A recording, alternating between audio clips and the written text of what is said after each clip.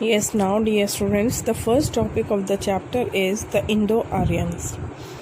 So we can see downside also the meaning of Indo-Aryans is given.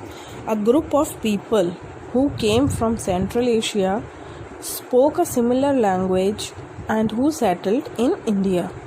So these were the people who came from Central Asia.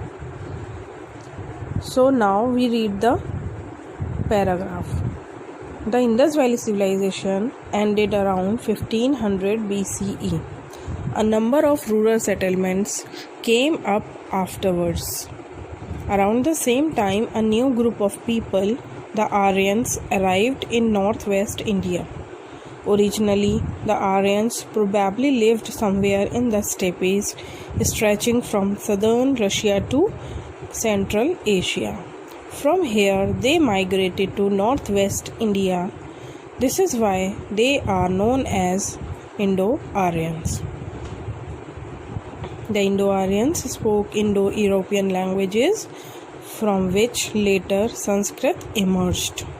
From the geographical information in the Rig Veda, it appears that the early Vedic Aryans were familiar with northwestern India and Punjab, the land of seven rivers, or the Sapta Sindhu region. The composers of the three later Vedas moved southeastwards and settled down in the Kurukshetra region.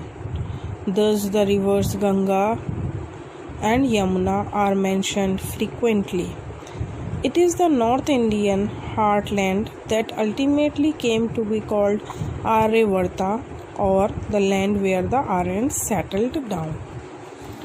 So, first of all, you can see page number 34, there is one map given. The heading of the map is Early Indo-Aryan Sites. So you can see in the pink color, the early Indo-Aryan sites are given. So we can see that the Indo-Aryans arrived in the northwest India. Aryans probably lived somewhere in the steppes. Earlier they were living in the steppes and it was in southern Russia to Central Asia.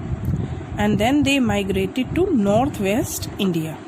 That is why they are known as Indo-Aryans. And they spoke languages, European languages.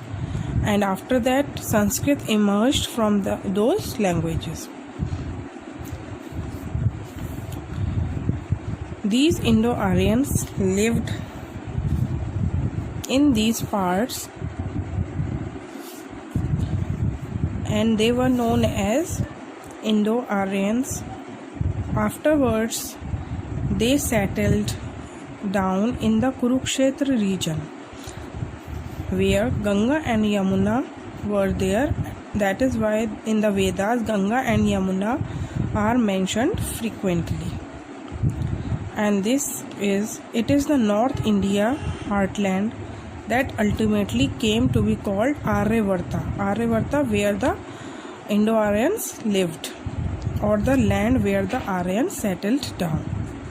So this was the first paragraph.